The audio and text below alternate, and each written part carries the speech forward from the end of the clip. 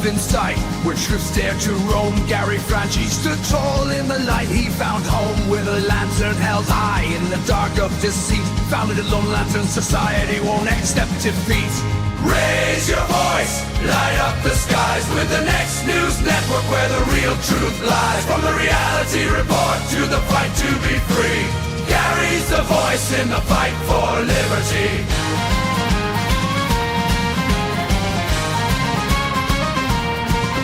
Aaron Russo called with a mission so bold to restore the Republic to the days of old. As the national director, he took up the cause against all the tyranny without pause. Raise your voice, light up the skies with the next news network where the real truth lies. From the reality report to the fight to be free, Gary's the voice in the fight for liberty.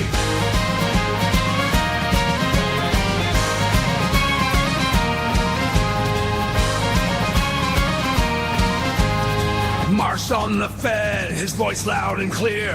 And the Fed! For all to hear. In 2008, the movement grew tall. A pack for Ron Paul, Gary gave it his all. Raise your voice, light up the skies with the next news network where the real truth lies. From the reality report to the fight to be free, Gary's the voice in the fight for liberty.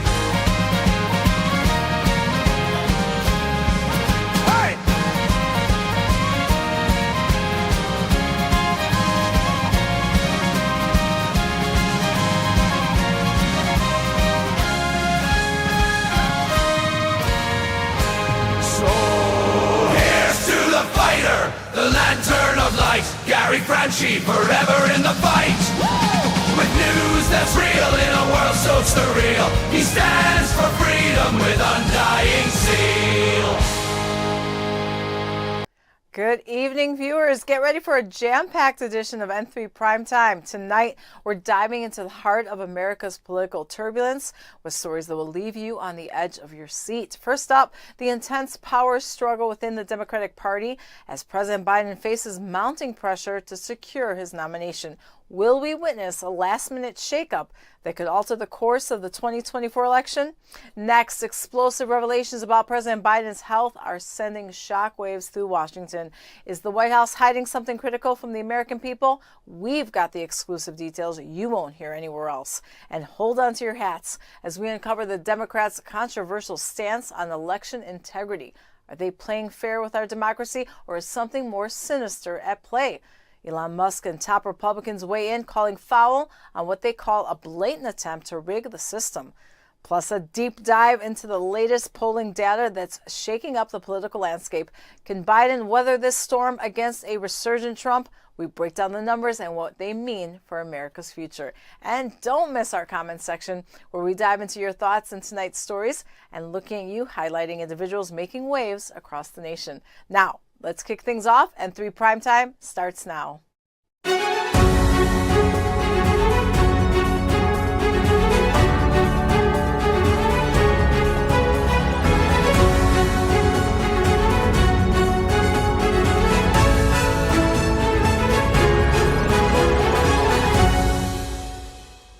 Good evening, America. I'm Gary Franchi, and we're diving headfirst into stories that cut to the core of our nation's future. I hope you had a wonderful Independence Day celebration, quite a long weekend, and we are glad to be back in the studio. Now, what we're talking about tonight aren't just headlines. They are a reflection of the challenges facing every American today. First, the power struggle within the Democrat Party threatens to redefine the upcoming election. As President Biden's tenure hangs in the balance, the stakes have never been higher. This isn't just about political maneuvering, it's about the direction our country will take in the next crucial years. Then, shocking revelations about President Biden's health. They're surfacing, raising questions about his ability to lead.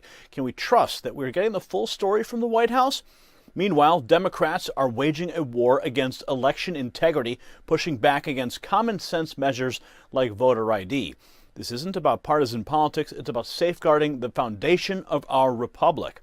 And as the 2024 election looms, new polling data suggests a seismic shift in voter sentiment with implications that could reshape our political landscape for years to come. Now, these stories aren't just dots on a map, they are the threads that weave the fabric of our nation's future. They're about the decisions that will impact your life, your family, and your future. Now imagine if our channel, like a lighthouse in a storm, faced imminent darkness despite a decade-long commitment to truth. YouTube, our platform for truth, has turned its back on us, leaving us demonetized and marginalized. Our plea for alternative platforms has fallen on deaf ears, jeopardizing our mission to uphold the truth. But tonight, I call on you, my fellow patriots. Our battle isn't just ours, it is yours too. And together we can ensure that the flame of truth burns brighter than ever. So join us in this critical moment. Your support, whether through contributions or spreading our message, will decide our fate. You'll find the links to take action below. Now let's turn it to Angie and find out what stories are gripping America's attention tonight. What have you got coming up on this evening's broadcast? Tonight, I've got a lineup that's guaranteed to keep you on the edge of your seat. First up, Boeing's in hot water over those 737 MAX crashes. They're facing hefty fines and potential fallout that could shake up their business model. This story isn't just about dollars and cents. It's about accountability and safety in the skies. Next, Hurricane Beryl wreaked havoc in Texas, leaving a trail of destruction. Lives lost, millions without power. It's a stark reminder of nature's power and the resilience of Texans in the face of adversity. And hold on to your hats, wrestling fans. John Cena's making headlines with his WWE farewell tour. But don't think he's done yet. There's more to come as he gears up for new adventures beyond the ring. Then the Alec Baldwin saga takes center stage as he heads to court. It's a gripping legal battle unfolding with unexpected twists and turns that could redefine his career. Plus, a heated debate in Florida as the Satanic Temple challenges Governor DeSantis' school policy. Stay tuned as we delve into the clash between faith, education, and legal battles. Now, let's dive into the first special report with Gary Franchi. Gary, take it away. America, brace yourselves. The Democrat Party is imploding, and President Biden's political future hangs by a thread. With just 13 days to secure his nomination, Biden's facing an unprecedented revolt from within. But that is just the tip of the iceberg. We've got explosive footage that exposes the chaos, from a senator's brutal assessment to Biden's own meltdown on camera. You will see it all. And my final thought, it's a wake-up call that every American needs to hear, so don't you dare look away. Now, folks, just as the presidency is teetering on the edge, your financial security could be at risk too. Yes, the political upheaval we're witnessing is like a ticking time bomb for your savings. With the dollar weakening faster than Biden's grip on power, it's time to fortify your financial future. Global Gold Investments is your lifeline in these uncertain times. Call 888-700-4148 now and mention Next News for VIP treatment from America's conservative precious metals dealer. They're offering a 5-year IRA fee waiver program on qualified rollovers. Don't let your savings crumble like Biden's presidency. Secure your wealth today or simply tap on the IRAGoldproof.com link in the description below to get started. Now, the Biden Democrat Party is in full meltdown mode. Joe Biden's presidency is hanging by a thread. With just 13 days left to secure his nomination, the vultures are circling. So let's break down this political firestorm. First, the Ohio deadline bombshell. Take a look. The Democratic National Committee plans to nominate President Biden in a virtual roll call before its August convention in order to avoid any issues with ballot access. Ohio's Secretary of State had warned Biden would not appear on the state's ballot in November if he is not nominated by August 7th, which is 2 weeks ahead of the Democratic convention. Ohio's governor convened a special session of the legislature Tuesday to fix the ballot issue. Senate Republicans passed a measure that allowed Biden to appear on the ballot, but the bill also banned foreign contributions to ballot issue campaigns, which state Democrats oppose. The bill passed the Senate without any Democratic support. The DNC virtual nomination will still ensure Biden is on the ballot in all 50 states. No specific date for the roll call has been announced just yet. That's right, folks. Biden's team is scrambling to hold a virtual roll call before the convention to avoid being kicked off the Ohio ballot. It's a desperate move that reeks of panic.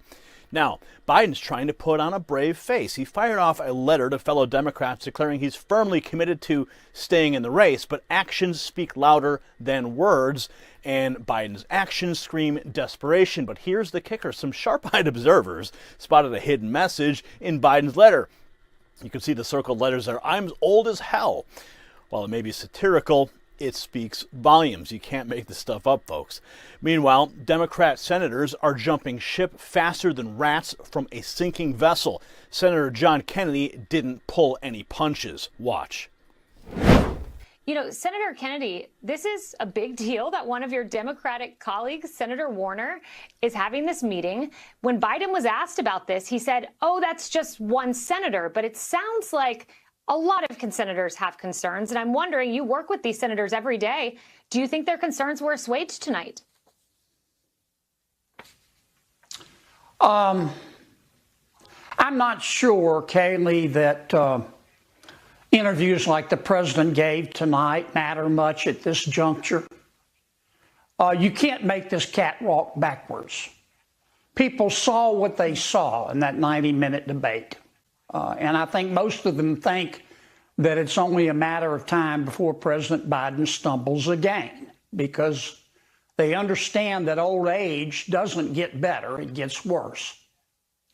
Fairly or unfairly, I think most Americans have made up their minds. I think they have concluded that President Biden is old, that he is likely suffering from some form of neurodegenerative disease, that he's suffered from it for a while, and that the White House and many members of the media industrial complex have covered it up. And that cover-up has been toxic. In my opinion, for what it's worth, politically, I think President Biden, politically, is as dead as fried chicken. As dead as fried chicken. Ouch. That is going to leave a mark. But it gets worse. Democrat donors are floating a blitz primary idea, complete with Taylor Swift and Oprah as moderators. It's like they're planning a reality TV show, not choosing the leader of the free world. And Biden's team, they are bracing for impact, with more defectors, donors threatening to close their wallets, and Biden's limitations on full display. It's looking grim. But Biden's not going down without a fight. He went on Morning Joe and had a full-blown meltdown. Watch. The American public is not going to move away from me as an average voter. And again, I'm here for two reasons, pal. One, to rebuild the economy for hardworking middle-class people, give everybody a shot. Just a straight shot. Everybody gets a fair chance, number one. Number two, remember all this talk about how I don't have the black support? Come on, give me a break. Come with me. Watch. I'm getting so frustrated by the elites. Now, I'm not talking about you guys, but about the elites in the party who they know so much more. But if any of these guys don't think I should run against me, go ahead, announce the president. Challenge me at the convention.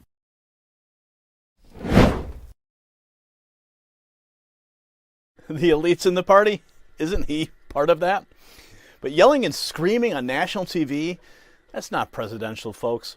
That is a man who is seeing the writing on the wall. Even horror master Stephen King is begging Biden to bow out. When the king of nightmares thinks you're scary for the country, it's time to pack it in. And the list of Democrats calling for Biden to step down is growing by the hour. It's a who's who of the Democrat Party, and they are all saying the same thing. Biden has got to go.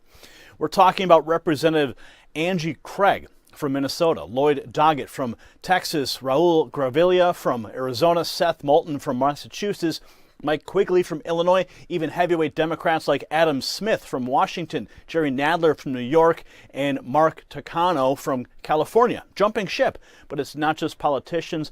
Julian Castro, Obama's former HUD secretary, is saying Harris should take over. Billionaire donors like Christy Walton, Michael Novogratz, and Reed Hastings are now closing their checkbooks. Even media heavyweights are turning on Biden. The New York Times, Thomas Friedman, Nicholas Kristof, and Paul Krugman, New Yorker's David Remnick, and Washington Post David Ignatius, The Atlantic's Mark Leibovich, and MSNBC's Joe Scarborough are all calling for Biden to step aside. When you've lost the liberal media, you know you are in trouble. And where is Biden in all the chaos? Well, nowhere to be found. Instead, Jill Biden is out there campaigning alone. Watch. Joe Biden isn't doing anything today but The First Lady is the first stop on her Southern campaign blitz. She's making remarks in Florida and Georgia today. 3 stops, 3 states for her. 0 public events scheduled today during arguably the most crucial week of Joe Biden's political career, although he did call into MSNBC this morning and sent out a letter to the Democrats. But can they stave off all of these Democrats standing up and saying no more, even if they're doing it in privately? The chorus is growing and it's loud. I think we're going to have to wait to see. I do think what's very interesting is that the president did call into Morning Joe earlier this morning. I do think you'll likely see more interviews. If you got value from this report, tap subscribe. My final thought is next. America, the clock is ticking, and the Democrats have painted themselves into a corner. They're staring down the barrel of a Trump landslide with no time to swap out their faltering candidate. Biden's digging in his heels, but he's only digging his party's grave. The writing's on the wall, folks. Come November, we are looking at a reckoning of epic proportions. The Democrat establishment thought that they could pull the wool over your eyes, but you are smarter than that. So brace yourselves. Change is coming, and it's coming fast.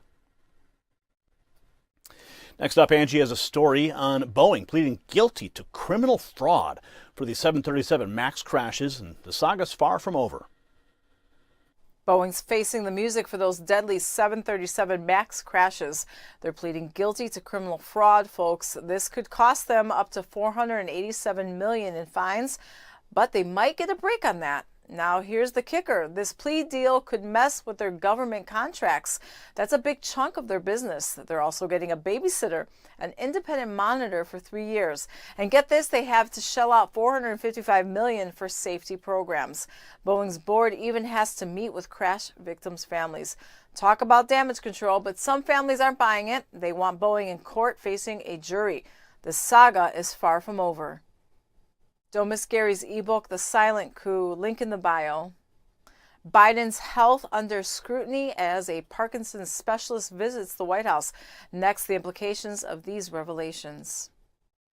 And now a bombshell report rocking the White House. A Parkinson's expert's frequent visits raising alarming questions about President Biden's health. But that's just the beginning. We've got explosive footage that you need to see. Biden confronted on live TV about his condition. Gives a response that'll leave you stunned. And when pressed for answers, watch as the White House press room erupts into absolute chaos. What are they hiding? Stay tuned for my final thought that'll change how you view this presidency. Now, as we dive into this explosive story, let's talk about protecting your future. Just like the uncertainty surrounding the White House, our economy faces turbulent times. Gold has surpassed $2,400 an ounce this year, not because it's getting expensive, but because the U.S. dollar is weakening. Smart Americans are turning to precious metals to safeguard their wealth. Call America's leading precious metals and retirement company, Global Gold Investments, today at 888-700-4148. Mention Next News for VIP treatment. They're offering a 5-year IRA fee waiver on qualified rollovers. Don't wait. Call 888-700-4148 now or visit the link in the description, IRAGoldproof.com. Your financial security can't afford any cover-ups. Now, the Biden White House is in full damage control mode tonight, folks. A bombshell report from the New York Times has revealed that Parkinson's disease expert Dr. Kevin Cannard visited the White House 8 times in just 8 months. This revelation has set up alarms about President Biden's health and fitness for office, but it gets worse.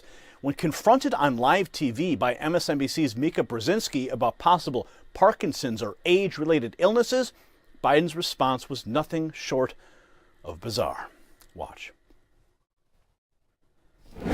You've been tested for any age-related illnesses, pre-Parkinson's, or anything like that that might explain sort of having a night like that where you couldn't finish sentences?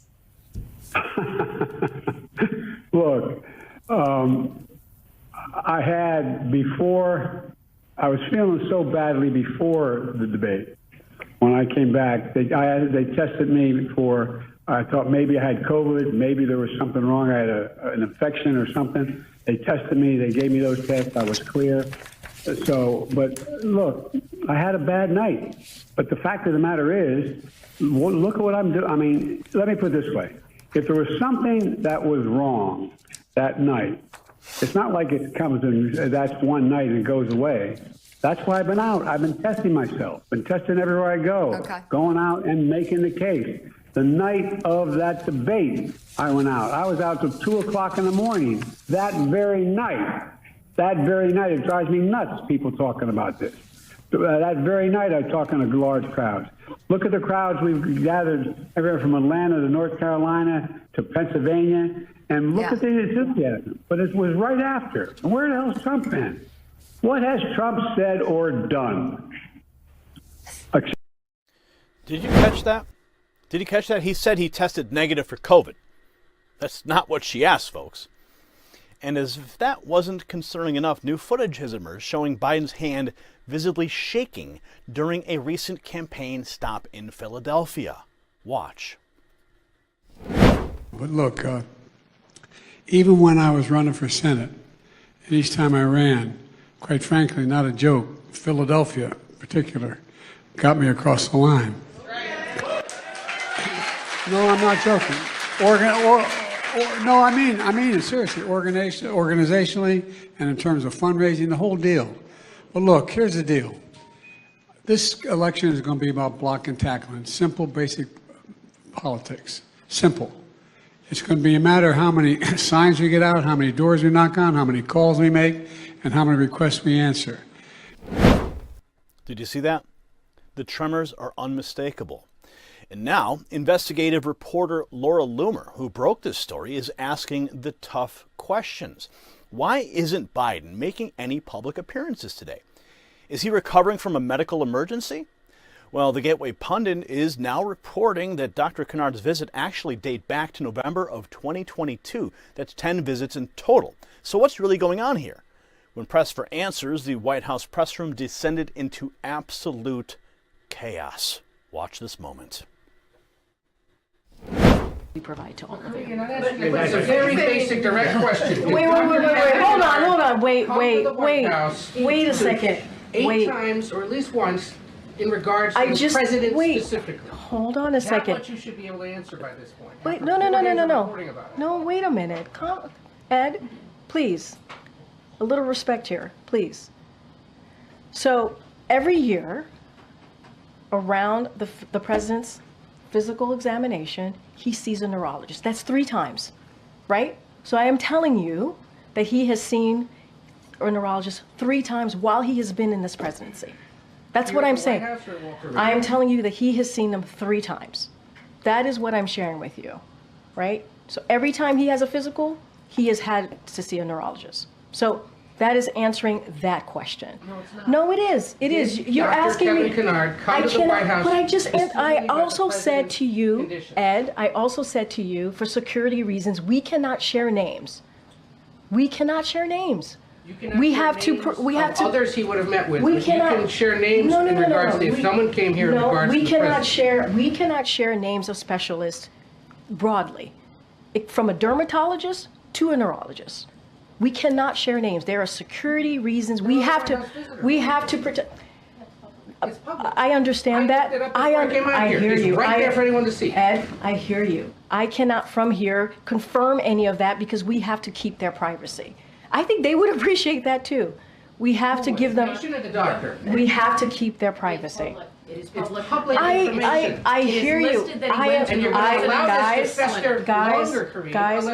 Guys, hold on a second. There's no reason to go back and forth and be in this aggressive way. Miffed around here about how information's been shared with the press corps about him. What are you missed about? What are you missed about? Everything he just asked about. And then every time I come back and I answer the question that you guys asked. Correctly, you didn't have to come back and clean it up. I never answered the question incorrectly. That is not true. I was asked about a medical exam. I was asked about a physical. That was in the line of question that I answered. And I said, no, he did not have a medical exam. And I still stand by that. Matter of fact, the president still stands by that. He had a verbal check-in. That is something that the president has a couple times a week. Now in regards to Dr. Kevin Kennard. And I am telling you right now that I am not confirming names from here. It is a security reasons. I am not going to do that, Ed. It doesn't matter how hard you push me. It doesn't matter how angry you get with me. I'm not going to confirm a name. It doesn't matter if it's even in the log. I am not going to do that from here. That is not something I am going to do. What I can share with you is that the president has seen a neurologist for his physical 3 times. 3 times. And it is in the reporting that we share a comprehensive reporting. Matter of fact, it's more than what the last guy shared, and it is in line with what George W. Bush did. It's in line with what Obama did. And so it is comprehensive. It is out there. I just read a quote from it, but I am not going to devolve somebody's name or confirm someone. I'm not going to do that. That is as privacy for that person. I'm not going to do that. It doesn't matter how hard you push me. It doesn't matter how angry you get with me from here. I'm just not going to do that. It is inappropriate. It is not acceptable. Her evasive responses only raise more questions. But here's the kicker, folks. Dr. Kennard met with Biden's physician, Dr. Kevin O'Connor, for 7 hours on January 17th, 2024. 7 hours. What was the conclusion of that exam? New York Post reporter John Levine appeared on Fox to break down this developing story. Watch. This is really one of those stories where there's more questions than answers. What we know is that on the 17th of January this year, it was Dr. Kevin Kennard, a noted Parkinson's expert at Walter Reed Hospital. There was also a cardiologist at the White House that day, John Atwood, and they both met in the White House Residence Clinic with Dr. Kevin O'Connor, who, as you noted, is the president's physician. And I think, you know, the president's physician is the physician to the president. He doesn't treat other people. His primary responsibility is the president. There was a 4th person in the meeting, according to the visitor logs, and we don't know who that person was, and the White House won't tell us.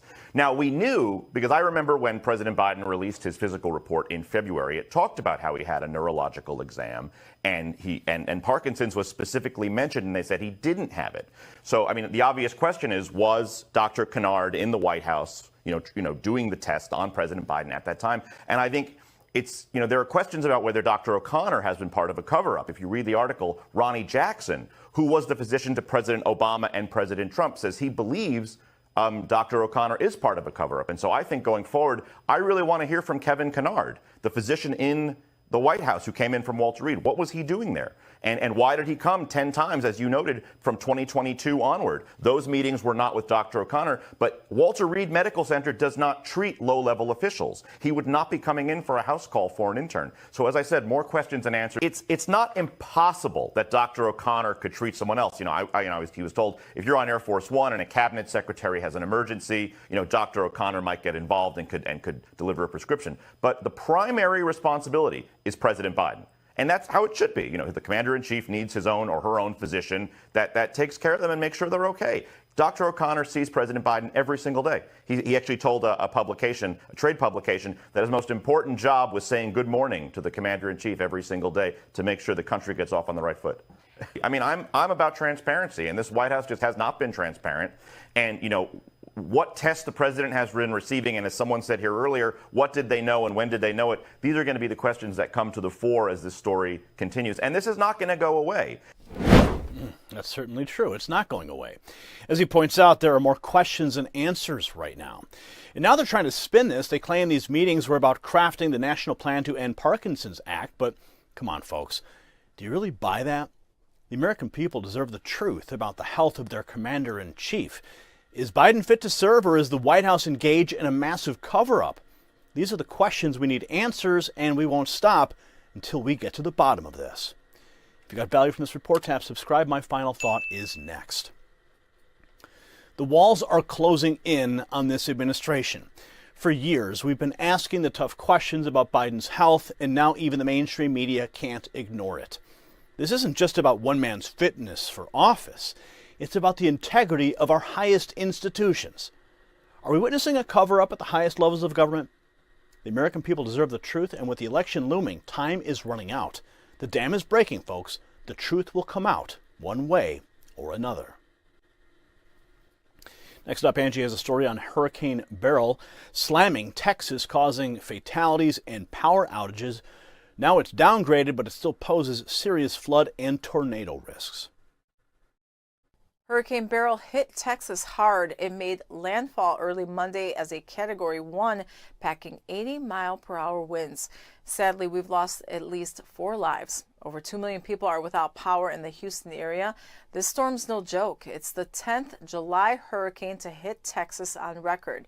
Now it's downgraded to a tropical storm, but don't let your guard down. We're talking heavy rain, damaging winds, and dangerous storm surges. Beryl's already caused havoc in the Caribbean as a Category 5. As it moves inland, we're looking at flood risks and possible tornadoes. Stay safe out there, Texas. Our thoughts are with you. Don't miss Gary's ebook, The Silent Coup, link in the bio. Democrats' opposition to the SAVE Act raises election integrity concerns. Next, we reveal how this could impact our republic. Breaking news, folks. The Democrats' plan to steal our elections just got exposed, and it's worse than we thought. While Elon Musk and top Republicans are sounding the alarm, the Biden administration is fighting tooth and nail against common sense voter integrity measures. We've got explosive video of Chuck Schumer revealing their true agenda. And wait until you see the shocking official document from Arizona. Plus, Elon Musk's tweets are on fire. Stay tuned for my final thought on why this matters to every single American. And before we dive deeper, let's talk about protecting your future. Just as we're fighting to safeguard our elections, you need to secure your financial freedom. With the U.S. dollar weakening and our national debt skyrocketing, it's time to consider gold. Global Gold Investments is your trusted partner in precious metals. They're offering Next News viewers special treatment and a free 2024 Insure Your Money Wealth Preservation Guide. Plus, get their 5-year IRA fee waiver program on qualified rollovers. Don't wait. Call 888-700-4148 now or click IRAGoldproof.com in the description below. Protect your wealth like we are protecting our vote. Now, back to the story. Let's get into it. The Democrats are at it again, folks. They're trying to pull a fast one on the American people, and we've got the proof. First up, check out what Chuck Schumer said about their real plan. Now more than ever, we're short of workers. We have a population that is not reproducing it on its own with the same level that it used to. The only way we're going to have a great future in America is if we welcome and embrace immigrants, the dreamers, and all of them, because our ultimate goal is to help the dreamers, but get a path to citizenship for all 11 million or however many undocumented there are here. Wow. You heard that right. They want to give citizenship to millions of illegals. Why? Because they're desperate for votes. Now the Biden administration is fighting against the SAVE Act, which would require proof of citizenship to vote in federal elections. They claim it's unnecessary, but of course, we know better. Representative Chip Roy, well, he isn't buying it. He's calling out the Democrats' assault on American citizenship, and he didn't stop there. He went on Fox News to break it all down. Watch. 1% of voters specifically say they are in favor of voter ID. So Democrats are going to vote against something that 81% of Americans are in favor of? Really? Yeah, well, I was proud to join with the Speaker of the House and my friend Mike Lee over in the Senate to introduce the SAVE Act. It's legislation that I authored. This is legislation that would require proof of citizenship to vote in federal elections. We don't think this is that complicated. As you said, it's an 80% plus issue across the board among the American people. But Democrats, as usual, are so out of step and out of touch that they're going to fight it. They're going to challenge it. And they're going to try to stand up for the continued destruction of election integrity in this country, rather than just making a simple statement that only citizens should be voting in our federal elections. We have the power to do that under the Constitution. We should do it. There's been credible indication and evidence of mass efforts to recruit people who are here illegally and non-citizens to vote. Virginia had to clean off their rolls last year. They had 1,500 they had to clean off. There's thousands of examples across the country. Let's fix this right now, even as the president has had his lawlessness destroy our borders and import millions of people into this country. And they've even acknowledged that they intend to try to register these individuals to vote, using welfare rolls to do it, using Medicaid to do it. Let's stand up right now as America and say only citizens should vote, and you should have to provide proof of citizenship to register. Well, I would. Now, let's talk about Elon Musk. He's not pulling any punches. When asked why Democrats oppose voter ID, he said plain and simple, because they want to cheat. But it gets worse. Look at this form from Arizona's Medicaid office. They're practically inviting non-citizens to vote in federal elections. And Musk, well, he called this out. He said this is messed up. Speaker Mike Johnson, he's fighting back and with the SAVE Act and Musk, and he's not mincing any words. You can see right here. But it's not just about non-citizens voting. Our entire voting system is at risk. Musk warned about electronic voting machines, and he's not alone. Listen to these experts and politicians, including Democrats, well-known ones, warning about our vulnerable voting machines. Watch.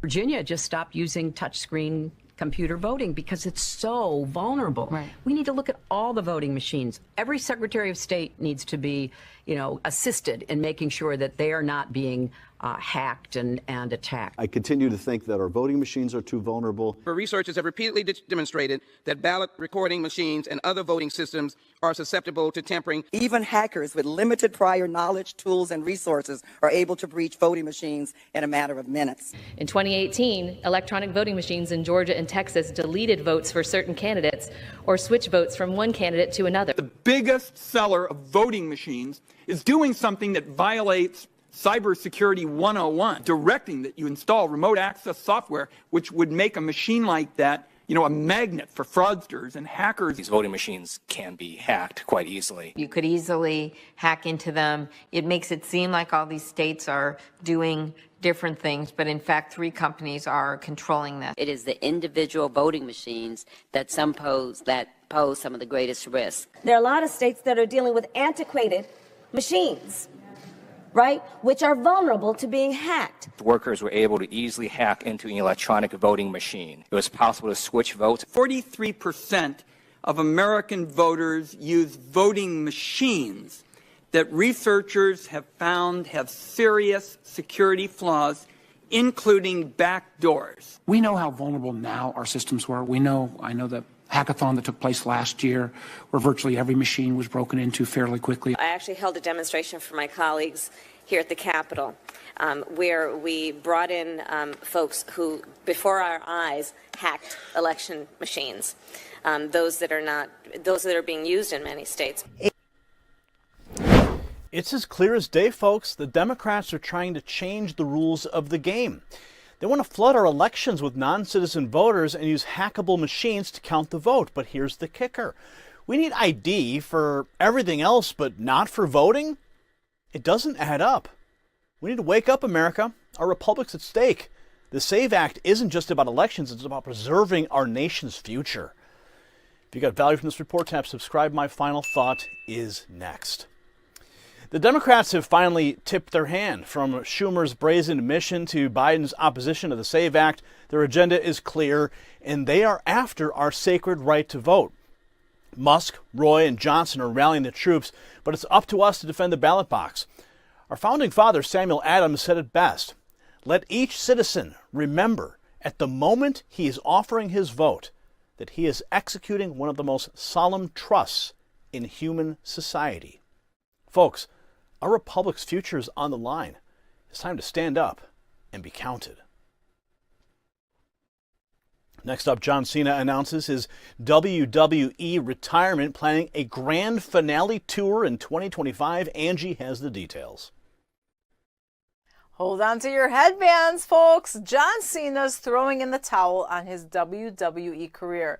The 16-time champ dropped this bombshell at Money in the Bank in Toronto. But don't worry, he's not ghosting us just yet. Cena's planning a grand finale tour in 2025, hitting all the big shows one last time. He's even jumping on the Netflix bandwagon when Raw makes the switch next year. Talk about going out with a bang. Cena's promising a whole year of body slams and smackdowns before he hangs up his jean shorts for good. But get this, he's not completely tapping out of WWE. Looks like he's cooking up some behind the scenes action for the future. You can't see him? Well, you better look fast. Don't miss Gary's ebook, The Silent Coup, link in the bio. Joe Biden faces his worst polling position against Trump. Next, the implications of this and Whoopi Goldberg's controversial comments. Tonight, a bombshell report that's sending shockwaves through Washington. CNN's own analyst drops a truth bomb about Joe Biden's poll numbers, and you won't believe how bad it really is. But that's not all, folks. We've got Whoopi Goldberg making statements about the president that will make your jaw drop. Plus, a leaked Democrat poll that has Trump supporters cheering and Biden's team scrambling. Stay tuned for the clips that everyone is talking about and my final thought that will leave you stunned. Now, folks, these poll numbers are like a gold rush, but instead of gold soaring, it's Trump's lead that is hitting new heights. Just as gold's prices reflect the dollar's weaknesses, these polls show Biden's declining position. Like countries considering dumping the petrodollar, voters might be ready to dump the status quo. Our nation's debt is skyrocketing and Biden's popularity is plummeting faster than our purchasing power, so it's time to protect your financial future like central banks are buying gold. Call Global Gold Investments at 888-700-4148. Mention Next News for VIP treatment. They're offering a 5-year IRA fee waiver on qualified rollovers, so secure your wealth now at IRAGoldproof.com. The link's in the description. Don't wait until it's too late. Now, tonight we are diving into a story that's got Washington buzzing and the Biden camp sweating. CNN, yes, you heard that right. CNN's own election analyst has just dropped a bombshell about Joe Biden's poll numbers, and let me tell you, they are not pretty. Let's take a look at what CNN's number cruncher had to say. I just want to point out where the polls are now, where they were at this point back in 2020, and Joe Biden's worst position in the polls back in 2020. Right now, Donald Trump leads in an aggregate of national polls by about 3 percentage points. If you go back 4 years ago at this point, Joe Biden was ahead by 9 points. This right now don't look anything like what we saw 4 years ago at this point. I then decided to take it a step further. What was Biden's worst 2020 polling position? He was ahead by 4 points, which basically matched what he ended up beating Donald Trump by in the national popular vote. So this 3-point advantage for Donald Trump is Donald Trump's best position versus Joe Biden, whether you include the polls this year or you include the polls last cycle. The idea that the polls underestimated Joe Biden last time around, simply put, does not hold any water, Mr. Berman. Not in the general election, certainly. What about in terms of being underestimated in the Trump era in general? Yeah. So I decided to expand upon our search. Who outperformed their July national polls? This is major elections during the Trump era. We can start in the midterms, right? Take a look here. This is a 2022 midterm. Wow. This is a generic congressional ballot. In fact, Republicans were underestimated by a point. They outperformed their July polls and the actual result by a percentage point. You go back to 2018, Democrats did outperform their polls, but just by a point. Basically, the polls were right on at this particular point in the midterm elections. We talk about the presidential race. Last time around, Donald Trump actually did better in the results than his July polls by 5 points. You go back to 2016, you see something very similar. That is, the July polls actually underestimated Donald Trump. He outperformed his July polls. So the idea in the Trump era that the polls have underestimated Democrats, whether it be in a Joe Biden matchup, whether it be a matchup against Hillary Clinton, whether it be in the midterms, at least in the national polling that right now shows Donald Trump in his strongest position, simply put, is not true. If anything, the polls have underestimated Republicans during the Trump era, especially in the presidential races in 2016 and in 2020. On that front, I mean, how unusual is it for a Republican to be ahead by this much right now? Yeah. So let's go all the way back. Who led in early July polls? Well, right now, Donald Trump is ahead. Go back in 2020, a Democrat, Biden. 2016, Hillary Clinton, a Democrat. 2008, 2012, a Democrat. Even in 2004, where George W. Bush ended up winning, John Kerry was actually ahead in the polls at this point. You have to go all the way back to 2000, to George W. Bush being ahead in the early July polls. You have to go all the way back to the end of the 20th century, beginning of the 21st century, to find a Republican ahead at this point. 24 years. At this particular point, the idea that a Democrat is ahead, there are voters in the electorate who are dealing with a poll position they have never seen before, and that is a Republican leading in the national popular vote, at least according to the poll. You heard it, folks. Trump's leading by 3 points nationally, but here's the kicker. Biden was ahead by 9 points at this time in 2020. This isn't just bad news for Biden, it's unprecedented. We're seeing a complete reversal of fortune, and it's happening right before our eyes. But wait, there's more. Remember all that talk about polls underestimating Biden? Well, that dog won't hunt anymore. The analysts made it clear. If anything, the polls have been underestimating Republicans, especially in presidential races. Now, you'd think this would have been, Team Biden putting them in crisis mode, but over at The View, Seems like they're living in an alternate reality. Get a load of what Whoopi Goldberg had to say.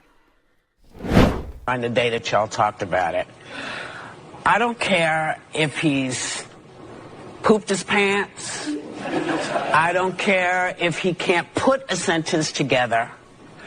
Show me he can't do the job, and then I'll say, okay, maybe it's time to go. Now, he had a bad night the first time that he went out and debated with Kamala Harris. And everybody wanted him to quit then, say you can't talk to women like this, or you're doing this wrong, you're doing that wrong. He came back, said, you know what, I got it, and gave 4 years. So, yeah, I have poopy days all the time. I have poopy days. Yeah, did you catch that? Whoopi doesn't care if Biden's pooped his pants or can't string a sentence together, and then she drops this gem, I have poopy days all the time. Well, I've got news for Whoopi. The American people care. They care about having a leader who's sharp, who's on top of his game, who can stand up to our enemies and fight for our interests. And they certainly don't want a commander-in-chief who's having poopy days while making crucial decisions for our nation. But the hits keep coming for Biden. Take a look at this leaked poll from a Democrat firm. This isn't just a lead for Trump, it is a landslide. We're talking about 358 electoral votes. Pennsylvania, key battleground, shows Trump up by over 7 points. This isn't a red wave, folks, it's a red tsunami. Now, some might say these numbers are too good to be true. They might even suggest that it's a ploy to make Trump supporters complacent. But I say we can't afford to take that chance. We need to fight like we are behind, even when we're ahead. And speaking of fighting, take a look at this. This image brings up some tough questions about the 2020 election that many Americans are still asking. Where are all those voters now? Some say there are inconsistencies that haven't fully been explained. Others point to disappointment in the current administration's performance.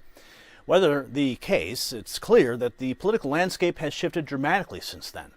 The Democrats are in a tough spot. Do they double down on Biden, hoping that they can turn things around, or do they start looking for a replacement?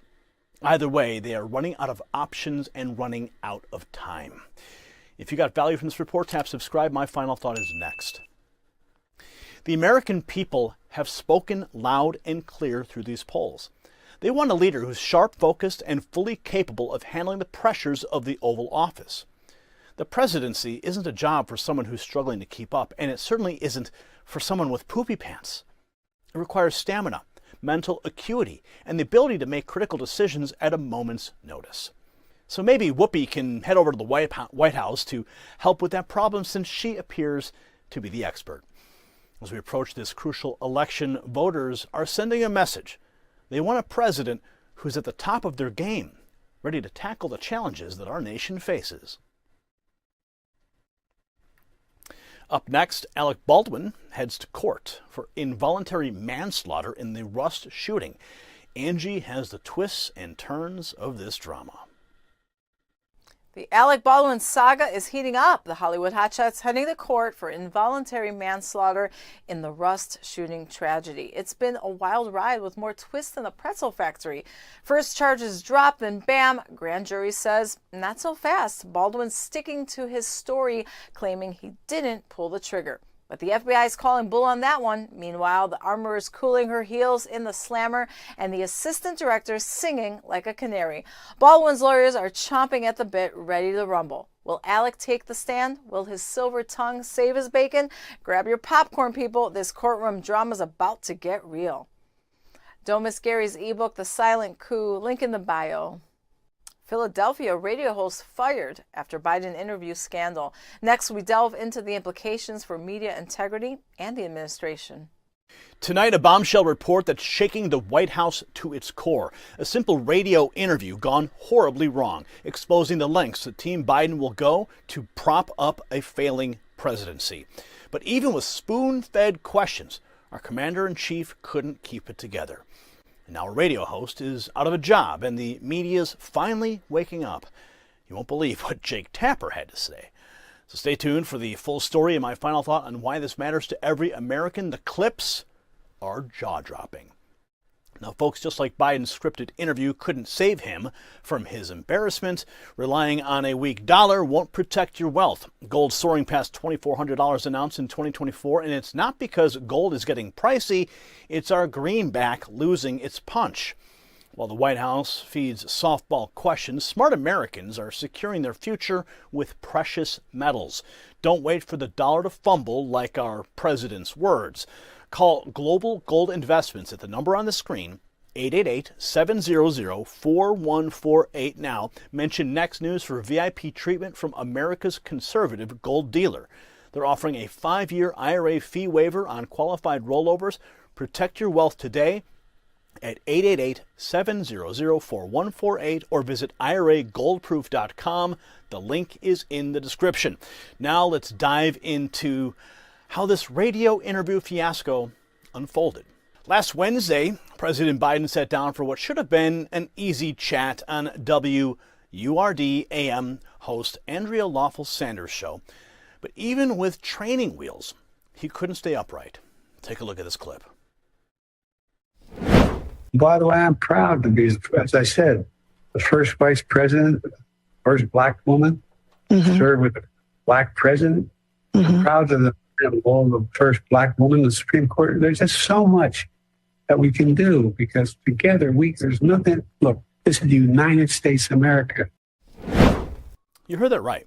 Our president, the leader of the free world, claimed to be the first black woman to serve with a black president. Now, we all know Biden's not exactly sharp as a tack, but this is a new low. And the story doesn't end there. It turns out the White House was pulling strings behind the scenes. Lawful Sanders spilled the beans on CNN, admitting the administration handpicked the questions. Watch.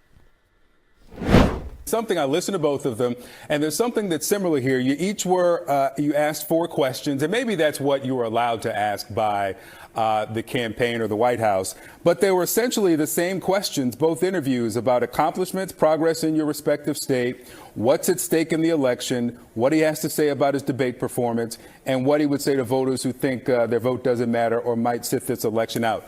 Were those questions given to you by the White House, or did you have, or the campaign, or did you have to submit questions ahead of this interview? The questions were sent to me for approval. I approved of them. Okay, so the White House sent the questions to you ahead of the interview? Yes. Okay. I got several questions, 8 of them, and the 4 that were chosen were the ones that I approved.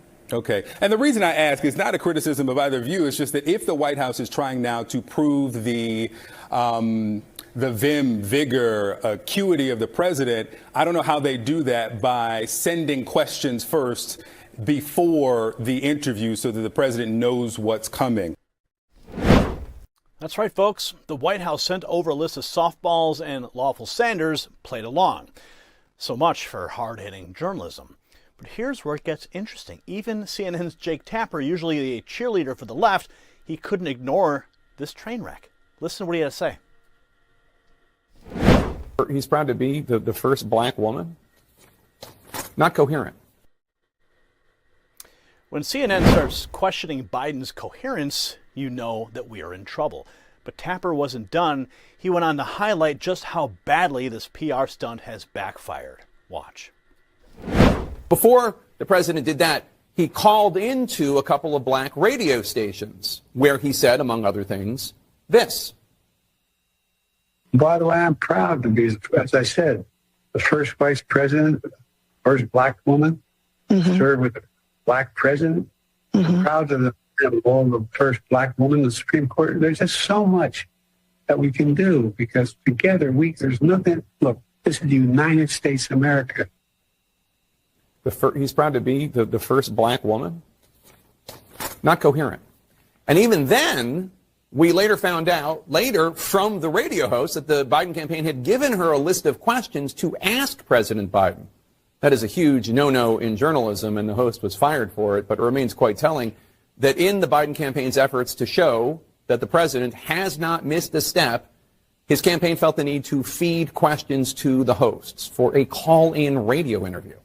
And the president still, even then, failed to deliver in many of his answers. So let's recap. The White House set up a controlled interview with pre-approved questions.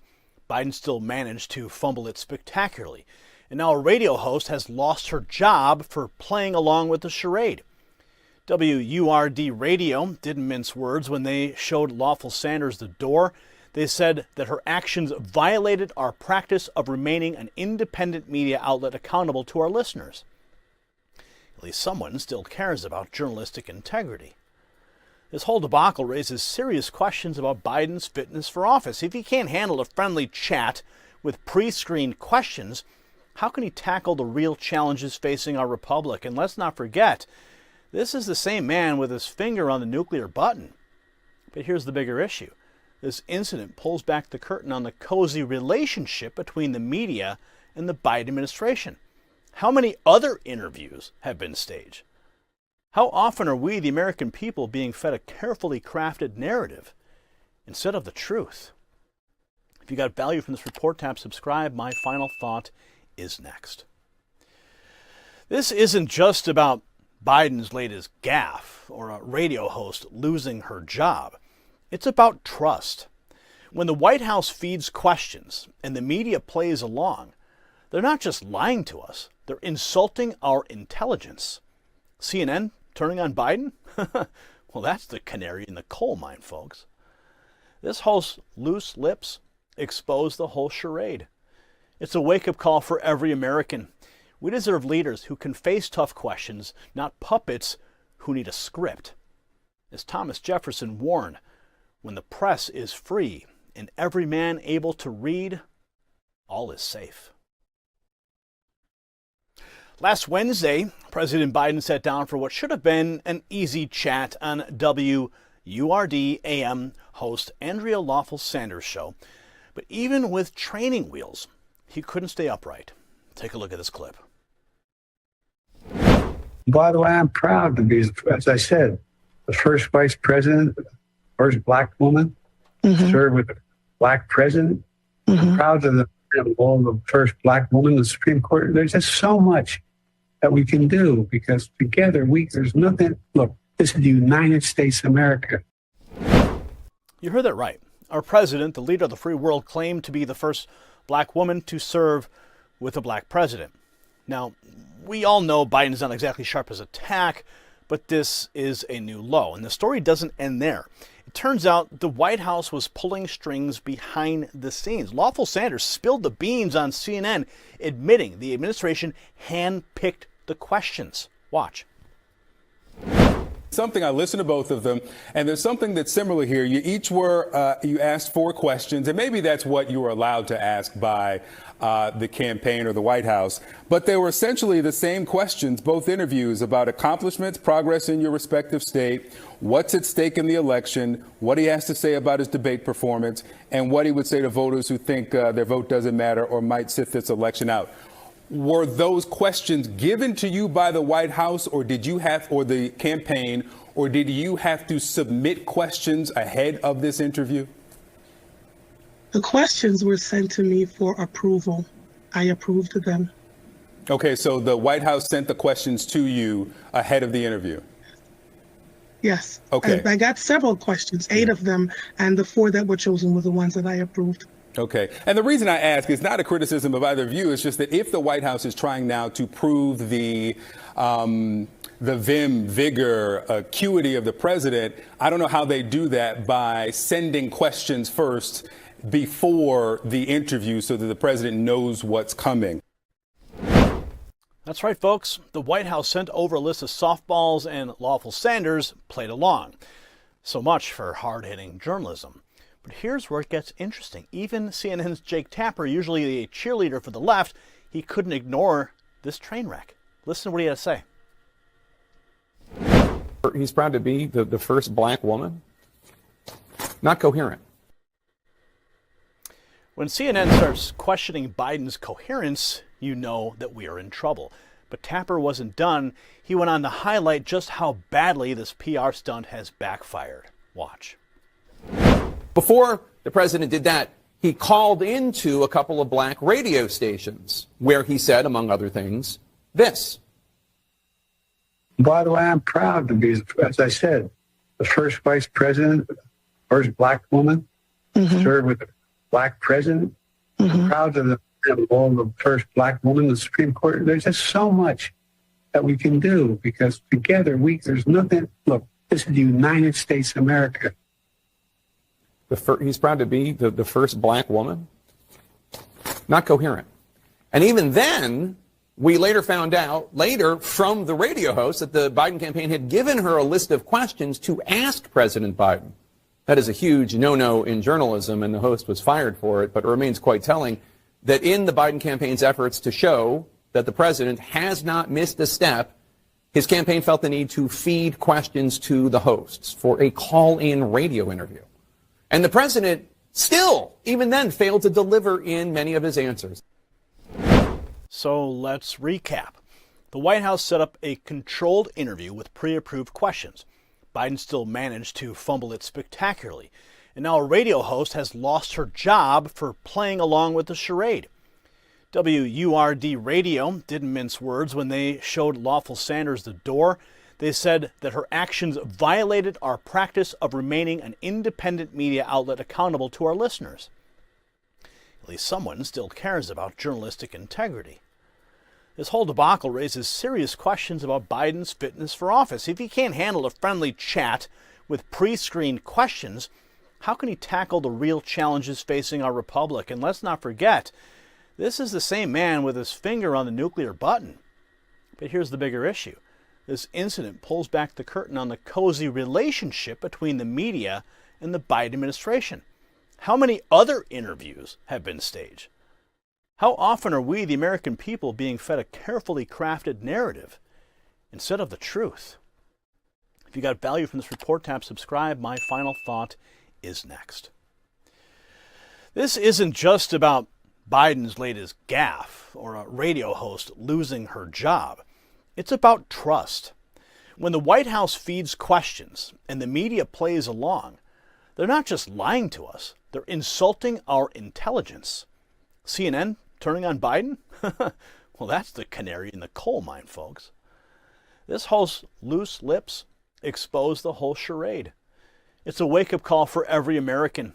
We deserve leaders who can face tough questions, not puppets who need a script. As Thomas Jefferson warned, when the press is free and every man able to read, all is safe. That is all the news we have for you tonight. Now, Gary will hear what you had to say in the comments section.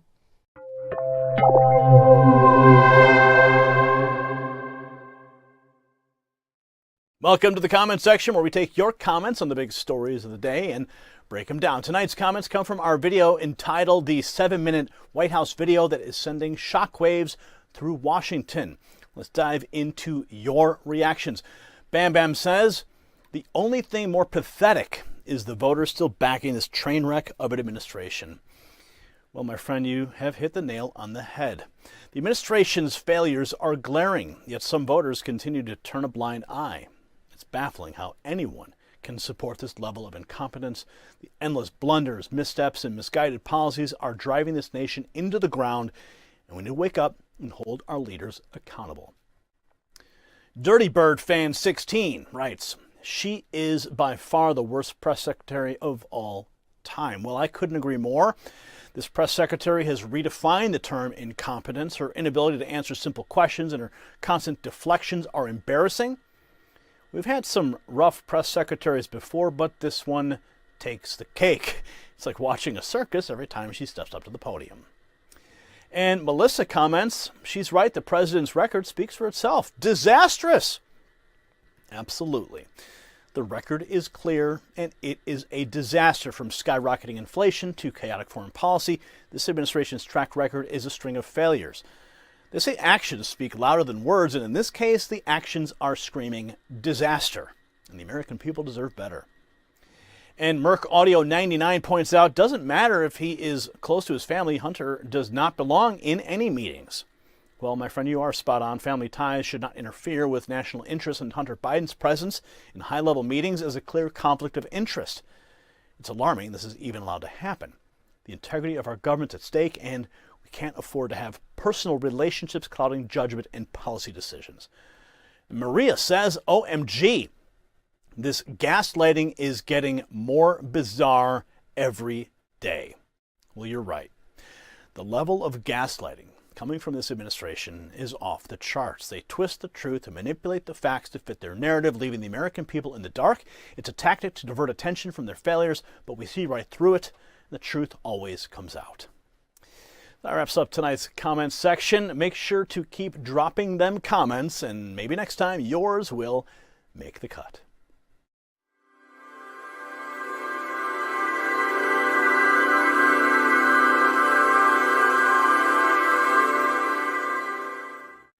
Tonight on Looking at You, we are turning our attention to Solomon Trope, a Biden campaign volunteer whose reaction to the president's visit speaks volumes about the state of this administration. Watch. For the church visit, the president made his way to a field campaign office in Manayunk, where volunteers were surprised to find out he was visiting. Oh, is he coming here? Yeah. Oh, I didn't know that. Oh, that's cool. That's dope. I hope he's awake for it. Solomon Troop, who has canvassed for Biden, was one of a few hundred who heard Biden speak at the field office. Wow. You just saw a CBS News report showing Biden's surprise visit to a campaign office. But what's really surprising is how his own volunteers reacted. When told the president was coming, you heard him say, and I quote, "I hope he's awake for it." Let that sink in. A campaign volunteer, someone who's expected to be excited about Biden, is worried the president might not even be awake for his own event. This is not a gaffe or a slip of the tongue. It's a peek behind the curtain at what Biden's own supporters really think. They're not concerned about his policies or vision for the country. They are worried about whether he can stay conscious long enough to give a speech. Now, Troop was one of a few hundred who heard Biden speak that day. But you've got to wonder how many of them were checking to see if the president was still standing upright. This matters to the American people because it shows the lack of confidence in Biden's ability to lead, even among his own base. We're not talking about political opponents here. These are the people who are supposed to be his biggest cheerleaders. In a time when our republic faces serious challenges at home and abroad, we need a leader who's alert, engaged, and ready to tackle the tough issues, not someone whose own volunteers are crossing their fingers hoping he'll stay awake. This incident raises serious questions about Biden's fitness for our country and for office under his leadership. The American people deserve better than a president who needs a wake-up call just to show up. Tonight, we've peeled back the layers on some critical issues facing our nation, from the power struggle within the Democrat Party threatening Biden's future to alarming questions about his health. Every story tonight has underscored the pivotal crossroads that America finds itself at. The battle over election integrity isn't just a partisan squabble. It's about preserving the very foundation of our republic. As we gaze into the crystal ball of 2024, the seismic shifts in voter sentiment could redefine the political landscape for years to come. So amidst these challenges, we've seen how corporate censorship threatens our access to truth and transparency. When platforms like YouTube muzzle voices, they undermine our fundamental right for information. So tonight's stories aren't just headlines. They're a call to action.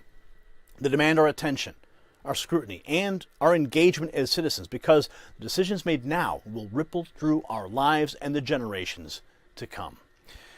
Now that's a wrap, folks. We've covered a lot of ground, from challenges facing the Biden administration to the critical debate on election integrity. A big thank you to Angie for her insightful news briefs that set the stage for tonight's broadcast. Before we sign off, I do want to extend my gratitude to each and every one of you for tuning in, staying up late, participating in the live chat. Your engagement fuels our mission to bring you the truth, unfiltered and unvarnished. Now, about that ad you just heard, yeah, our channel, the bastion of truth for over a decade, faces unprecedented challenges. YouTube's decision to demonetize us threatens our ability to continue delivering the news that you rely on. But with your support, we can fight back. Whether it's a financial contribution, a prayer, or simply sharing our message, every action counts in safeguarding our voice and values. Together, let's defy the odds and ensure that the beacon of truth continues to shine bright. Click the links below to stand with us. Your support today will shape the future of our channel and the future of our nation. So thank you for joining us tonight. Until next time, stay informed, stay engaged, and stay true to the principles that make America great. Good night, everyone.